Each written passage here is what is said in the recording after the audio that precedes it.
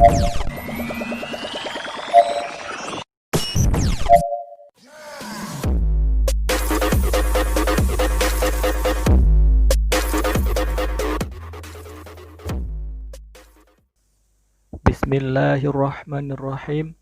Assalamualaikum warahmatullahi wabarakatuh. Salam Pramuka.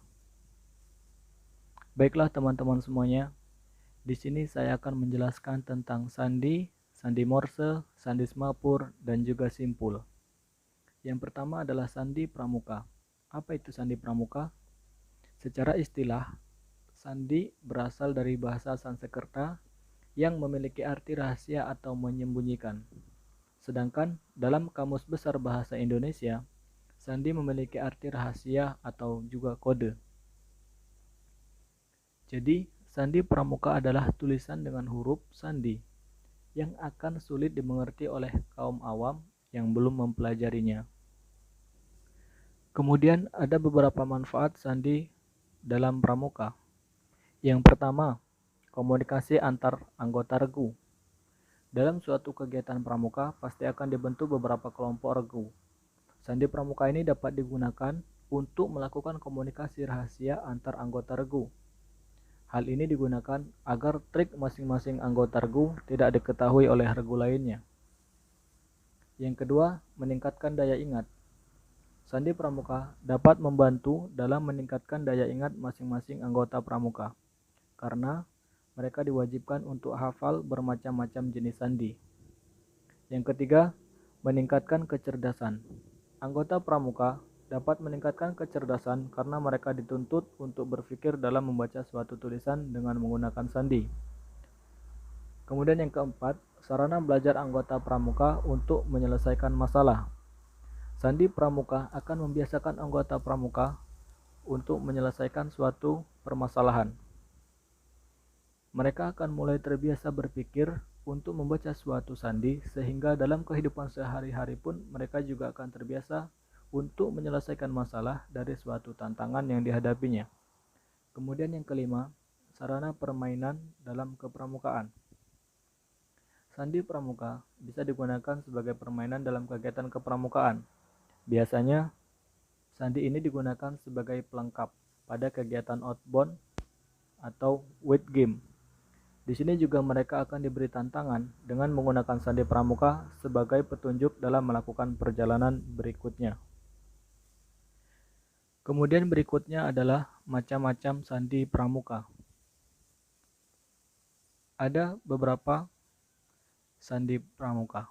Yang pertama, sandi koordinat atau merah putih. Yang kedua, sandi Napoleon. Yang ketiga, sandi jam. Yang keempat, sandi angka atau nomor. Yang kelima, sandi siput. Yang keenam, sandi semapur.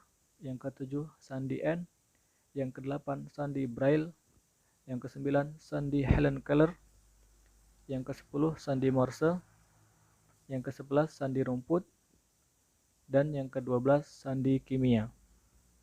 Namun, di sini saya akan menjelaskan sandi semapur dan sandi Morse saja.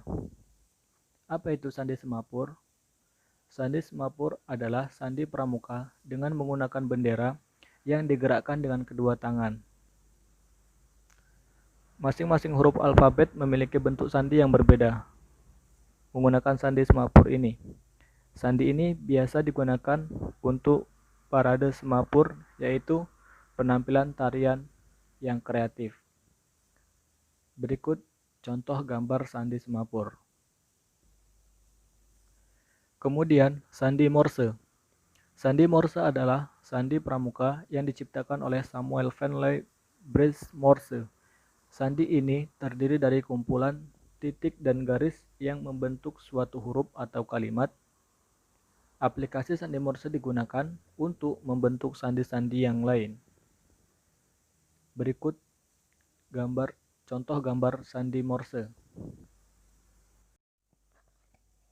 Kemudian yang berikutnya adalah simpul.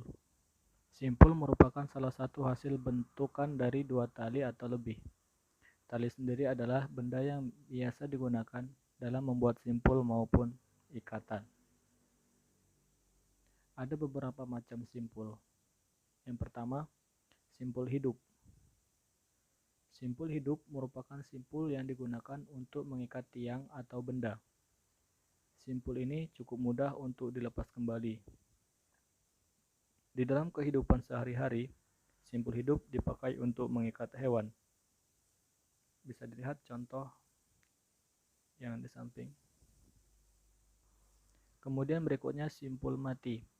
Simpul mati digunakan untuk menyambung dua belah tali yang sama besar dan tidak licin. Simpul mati akan sulit untuk dilepaskan kembali karena digunakan untuk mengakhiri simpul tali. Contohnya bisa dilihat di samping. Kemudian yang berikutnya, simpul jangkar. Simpul jangkar biasanya digunakan untuk mengikat jangkar darurat atau untuk mengikat tali ember.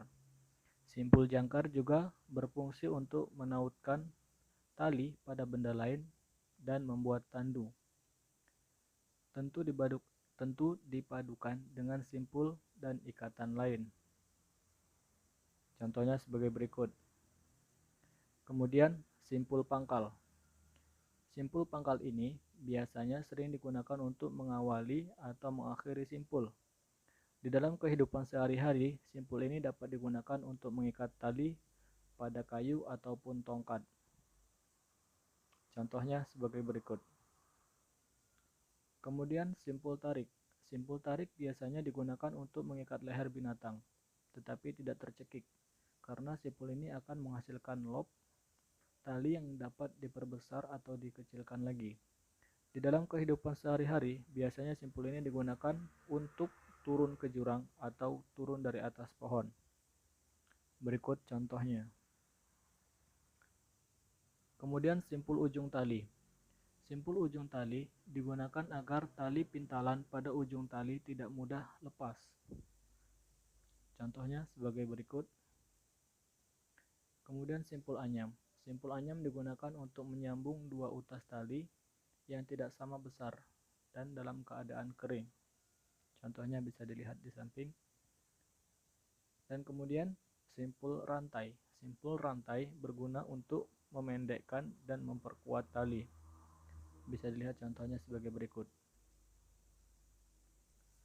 Baiklah teman-teman, itulah tadi penjelasan tentang sandi, morse, semapur, dan juga simpul. Jika ada salah dalam perkataan ataupun materi, saya mohon maaf dan mohon kritik sarannya. Saya akhiri. Wassalamualaikum warahmatullahi wabarakatuh. Salam Pramuka.